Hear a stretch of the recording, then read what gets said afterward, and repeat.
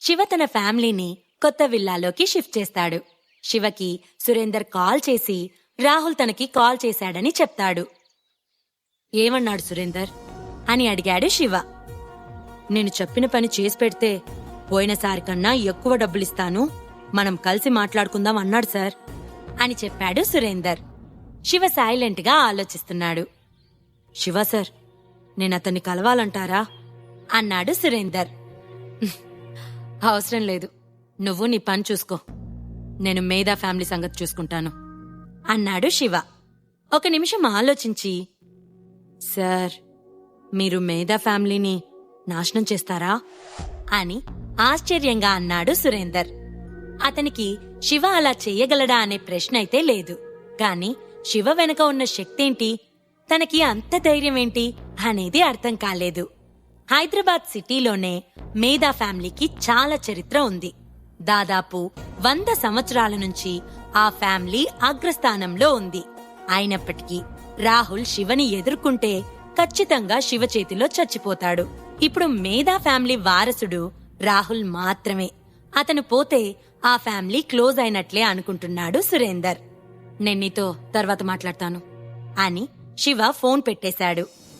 రాహుల్ చెప్పినట్లు సురేందర్ చేయకపోతే రాహుల్ ఇంకా ఎవరినైనా అడిగే ఛాన్స్ ఉంది అని అనుకున్న శివ వెంటనే గౌతమ్కి కాల్ చేశాడు. గౌతమ్, మేధా ఫ్యామిలీకి సంబంధించిన అన్ని డీటెయిల్స్ నాకు కావాలి, వెంటనే కనుక్కో అని ఫోన్ పెట్టేశాడు. ఇంతలో డోర్ బెల్ మోగేసరికి శివ డోర్ తీశాడు. శ్రవణ్ ఫ్యామిలీ హ్యాపీగా ఇంట్లోకి వచ్చారు. ఈరోజు నేను చాలా హ్యాపీగా ఉన్నాను. అందరూ నాకు రెస్పెక్ట్ ఇచ్చి మాట్లాడుతున్నారు. ఇదంతా కూడా సురభి వల్లనే. థ్యాంక్స్ సురభి అని ఆనందంగా అన్నాడు శ్రవణ్. సురభి చీఫ్ డిజైనర్ గా ఉన్నంతకాలం మనకిలాంటి స్టేటస్ ఖచ్చితంగా ఉంటుంది అని గర్వంగా అన్నది రేణుకాదేవి. శ్రవణ్ తన రూంలోకి వెళ్లిపోయాడు. చూడు సురభి, మీ చిన్నత్త చెప్పిన విషయాన్ని మర్చిపోకు, ఒకసారి ఆలోచించు అని అన్నది రేణుకాదేవి. సరే అమ్మా అన్నది సురభి. దేని గురించి సురభి అన్నాడు శివ. నీకెందుకు ఆ విషయాలు సురభి, తనకి నువ్వు చెప్పకు, తనకి చెప్తే ఆ పని ముందుకెళ్లదు అని అన్నది రేణుకాదేవి. అమ్మా ప్లీజ్, నువ్వు శివని అలా అనకు అన్నది సురభి. ఏంటి సురభి, అతనిపై జాలి పడుతున్నావా?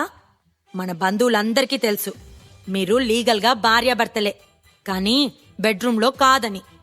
మీ ఇద్దరికీ ఒకరిపై ఒకరికి ప్రేమ లేదు. ఇంకెందుకు ఈ డ్రామా అంతా? అతనికి విడాకులివ్వు. మీ చిన్నత్త వసుంధర నీకోసం హై లెవెల్లో పెళ్లి కొడుకుల్ని చూస్తుంది.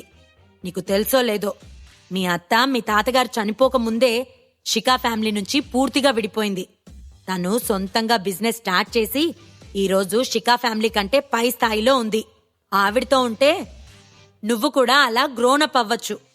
నేను నీ లైఫ్ గురించే చెప్తున్నాను అని ముగించింది రేణుకాదేవి. శివ ఆమెకి వాటర్ బాటిల్ ఇచ్చాడు. రేణుకాదేవి కోపంగా అతని చేతిలోని వాటర్ బాటిల్ తీసుకుని స్పీడ్గా వాటర్ తాగింది. శివ, మనం రేపు యాంటిక్ ఎగ్జిబిషన్కి వెళ్దాం. అక్కడ మా చిన్నత్తయ్యని నీకు ఇంట్రడ్యూస్ చేస్తాను అన్నది సురభి. నేనింత చెప్పినా కూడా నువ్వు శివన్ తీసుకుని వెళ్తాను అంటావేంటి సురభి? నీకేమైనా పిచ్చా అని తల కొట్టుకుని, నిన్ను కాదు ఇతన్ననాలి. ఏమయ్యా శివ, నీకు కాస్తైనా హార్ట్ ఉందా? అందులో ఫీలింగ్స్ ఉన్నాయా? నీ వల్ల నా కూతురికి సుఖం లేదు. దానికి విడాకులిచ్చి నీ దారిన నువ్వు వెళ్ళు. నీకో ఆఫర్ కూడా ఇస్తాను. నువ్వు కనుక ఏ ఇష్యూ లేకుండా సురభికి డివోర్స్ ఇస్తే నువ్వు సురభి అసిస్టెంట్గా ఎప్పటికీ నీ జాబ్ అలానే ఉంటుంది. నువ్వింకా ఇంకా డబ్బులు సంపాదించుకోవచ్చు. ఇది నీకు చాలా మంచి ఆఫర్ అన్నది రేణుకాదేవి. శివ ఏం మాట్లాడలేదు. నేను 2 సంవత్సరాల నుంచి ఈ ఫ్యామిలీతో కలిసుంటున్నాను. ఆంటీకి డబ్బు స్టేటస్ అంటే ఎంత ప్రేమో నాకు తెలీదా? అయినా వీళ్ళు ప్రాబ్లమ్స్లో ఉన్నప్పుడు వచ్చి హెల్ప్ చేయని చిన్నత్త ఈరోజు వచ్చి హెల్ప్ చేస్తాననటం ఏంటి? ఆమెకి సురభితో ఏమైనా పనుందా? సురభికి గ్రేట్ ఫ్యూచర్ ఉంది. సురభి ఏ గందరగోళంలో పడి ఇబ్బంది పడదు కదా అని ఆలోచిస్తున్నాడు శివ. అమ్మా, నువ్వేం చెప్తున్నావు? నా పర్సనల్ ఇష్యూస్ నేను చూసుకోగలను. అని యాంగ్రీగా అన్నది సురభి. సురభి, నేను నిన్ను పెళ్లి చేసుకో అనటం లేదు, కానీ మీ చిన్నత్త ఏర్పాటు చేసే పార్టీకి వెళ్ళు. అక్కడికి చాలా మంది ఫేమస్ సర్కిల్ అంతా వస్తారు. నీకెవరైనా నచ్చితే పెళ్లి చేసుకో అంటున్నాను. ఒకవేళ నువ్వు పార్టీకి శివతో వెళ్లాలనుకుంటే వెళ్ళు. నీకు బయట సర్కిల్ తెలియాలి. వాళ్ళందరికంటే ఈ శివ ఎంత డౌన్లో ఉన్నాడో తెలుసుకోవాలి అని అన్నది రేణుకాదేవి. శివ సైలెంట్ గా తన రూంలోకి వెళ్లి ధ్యానం చేస్తున్నాడు. శివ అలా వెళ్లిపోవటంతో, నేను మాట్లాడుతుంటే అలా వెళ్ళిపోయాడేంటి? ఎంత ధైర్యం!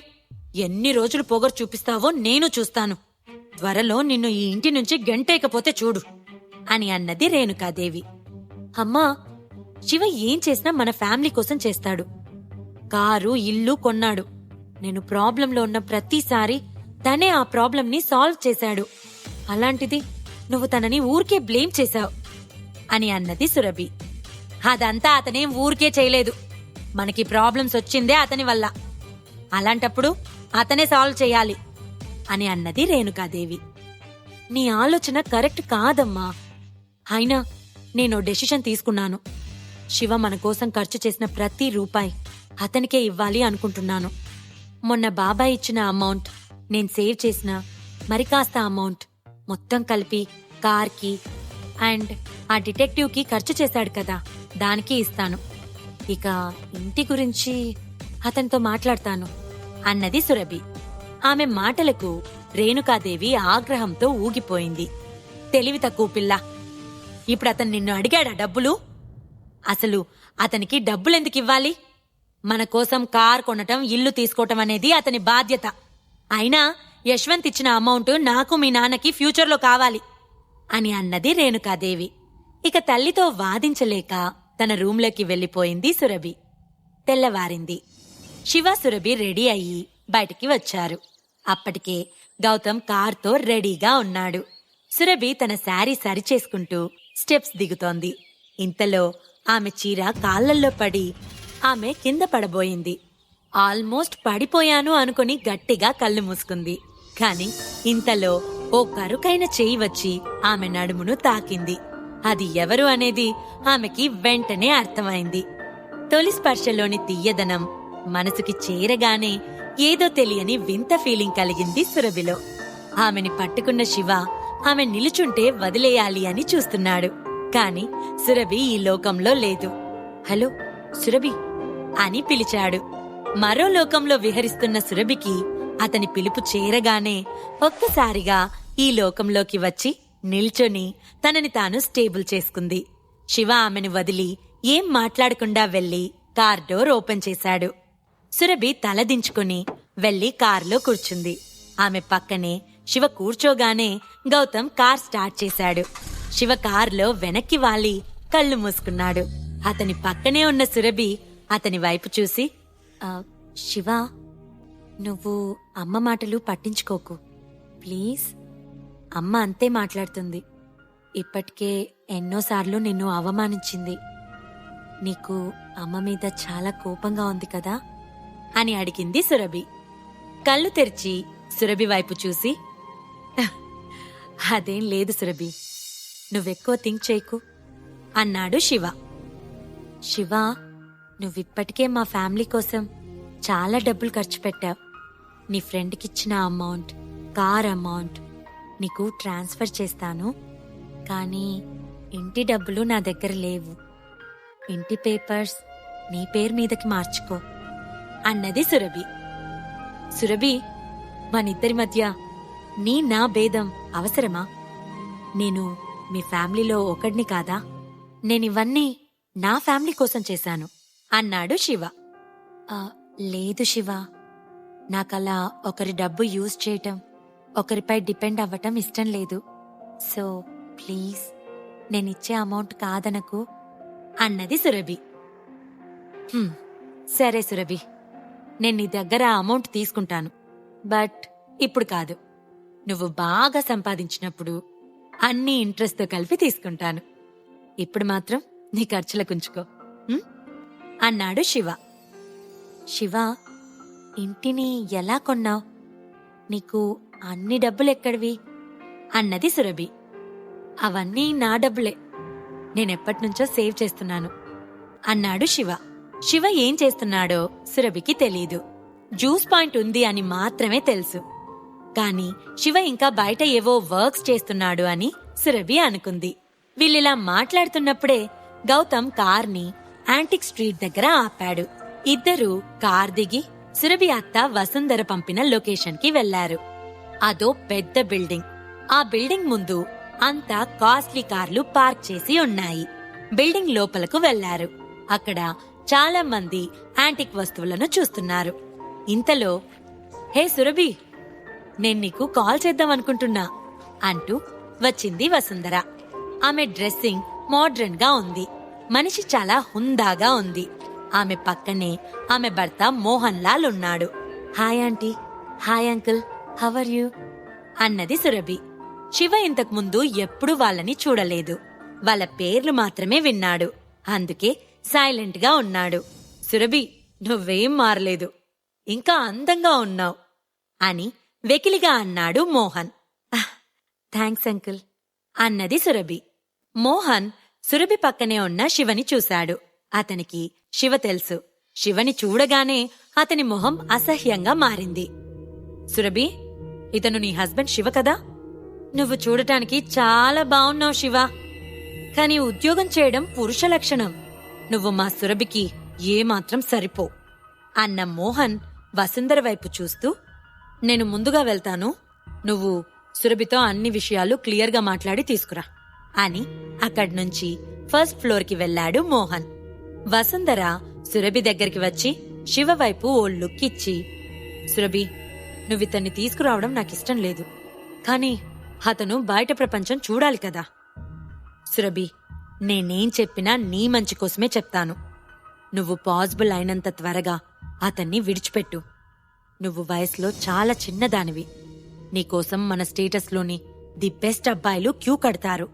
నా మాట విను, నిన్ను రిచ్ ఫ్యామిలీస్కి పరిచయం చేస్తాను. నాకు తెలిసి రానున్న రోజుల్లో నువ్వీ స్టేట్లోనే ది బెస్ట్ డిజైనర్గా ఉంటావు అని అన్నది వసుంధర. ఆమె మాటలకు శివకి బాధగా అనిపించింది. థ్యాంక్స్ ఆంటీ, నా గురించి ఆలోచించినందుకు అని అక్కడితో ఆ టాపిక్ కట్ చేయాలనుకుంది సురభి. నీ పేరు విన్నాను, నువ్వు పనికిరానివాడివని టాక్. మా నాన్న మా సురభికి నీతో ఎందుకు పెళ్లి చేశాడో తెలియదు, కాని ఆయన వెళ్ళిపోయాడు. ఇప్పుడు సురభి బాధపడుతుంది. ఎనీవే, నువ్వు సురభి హస్బెండ్ అని ఎక్కడా చెప్పకు. జస్ట్ సురభికి అసిస్టెంట్ మాత్రమే అని చెప్పు అని వార్నింగ్ టోన్లో అన్నది వసుంధర. నేనేం మాట్లాడాలో చెప్పడానికి మీరెవరు అన్నాడు శివ. వసుంధర షాక్. ఇదేంటి సురభి, ఇతను ఇలా మాట్లాడుతున్నాడు? పెద్దవాళ్లతో మాట్లాడే పద్ధతేనా ఇది? నేను నీకు హెల్ప్ చేయడానికొచ్చాను అని కోపంగా అన్నది వసుంధర. శివ తనతో అంత ధైర్యంగా మాట్లాడతాడని ఆమె అస్సలు అనుకోలేదు. మీరీరోజొచ్చి సురభికి హెల్ప్ చేస్తానంటున్నారు, ఇన్ని రోజులు ఎక్కడికి వెళ్లారు? సురభి ఫ్యామిలీ ఇబ్బందుల్లో ఉన్నప్పుడు ఎందుకు రాలేదు అని అడిగాడు శివ. వసుంధర వెంటనే ఏం చెప్పాలో తెలియక మాటలు వెతుక్కుంటూ, సురభి, ఇలాంటి వ్యక్తిని నువ్వు తీసుకుని బయటకొస్తే అతను నీ పరువు పోయేలా చేస్తాడు. చూడు శివ, నువ్వు మా సురభికి ఎంత దూరంగా ఉంటే అంత మంచిది. ఎందుకంటే నేను మా సురభికి మంచి హస్బెండ్ని తీసుకురావాలనుకుంటున్నాను. నువ్వు మేము చెప్పినట్లు విను. అలా అయితేనే సురభి దగ్గర అసిస్టెంట్గా అయినా ఉంటావు. లేదంటే మాత్రం ఈ సిటీలోనే నీకు ఎక్కడా జాబ్ రాకుండా చేస్తాను. పద సురభి, పెద్ద పెద్ద వాళ్ళంతా కూడా పైన వెయిట్ చేస్తున్నారు, నిన్ను వాళ్ళకి పరిచయం చేస్తాను అని అన్నది వసుంధర. ముగ్గురు ఫస్ట్ ఫ్లోర్ కి వెళ్లేసరికి అక్కడ చాలా మంది లేడీస్ అండ్ జెంట్స్ ఉన్నారు. అందరూ కూడా రిచ్ ఫ్యామిలీస్ నుంచి వచ్చినట్లుగా వెస్ట్రన్ బ్రాండెడ్ డ్రెస్లలో మెరిసిపోతున్నారు. డ్రింక్ చేస్తూ, డాన్స్ చేస్తూ కబుర్లు చెప్పుకుంటూ ఉన్నారు. చుట్టూ చూస్తున్న సురభి శివలని ఉద్దేశించి, చూడు శివ, ఇక్కడ అందరూ ఎలా రెడీ అయి వచ్చారో నీ డ్రెస్ ఒకసారి చూసుకున్నావా? నీకిప్పటికైనా అర్థం కావాలి నువ్వు ఎంత మిడిల్ క్లాస్ పర్సన్వి అన్నది అని అన్నది వసుంధర. ముగ్గురు ఇంకాస్త లోపలికి నడిచి ఓ సోఫాలో కూర్చున్నారు. హాయ్ ఆంటీ, మీరు చెప్పిన సురభి ఈమెనా అని సురభిని చూస్తూ అడిగాడు చంద్రయాన్. అవును చందు, నేను చెప్పిన సురభి తనే, నా మేనకోడలు. సురభి, ఇతను చంద్రయాన్, మీ మామయ్య బ్రదర్ కొడుకు. ఫ్రాన్స్ లో చదువుకొని వచ్చాడు. ఇక్కడే వాళ్ళ ఫాదర్ బిజినెస్ చేశాడు అన్నది వసుంధర. మీరు చాలా బాగున్నారు అని కాంప్లిమెంట్ ఇచ్చాడు చంద్రయాన్. సురభి ఇబ్బందిగా నవ్వింది.